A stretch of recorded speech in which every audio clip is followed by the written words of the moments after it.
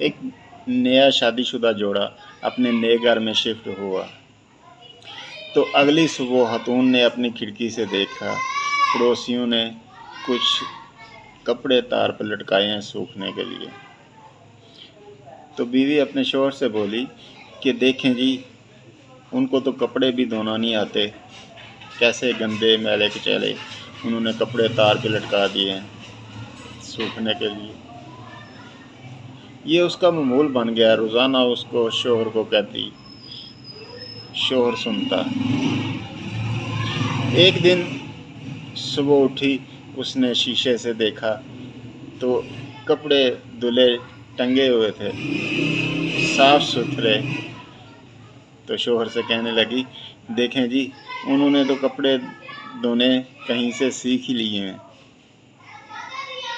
تو شوہر جو ہے اس نے کہا کہ کل میں نے اپنا شیشہ کھڑکی کا جو ہے وہ صاف کیا ہے۔ دیکھیں بھائی، ہمارے دماغ میں فطرت نے تجسس تجزیہ دونوں رکھے ہیں۔ دوسروں پر ہمارے تجزیے بھی تب درست ہوتے ہیں جب ہم اپنی آنکھوں کے لینز کو صاف رکھتے ہیں۔ اس لینز پر پسند ناپسند،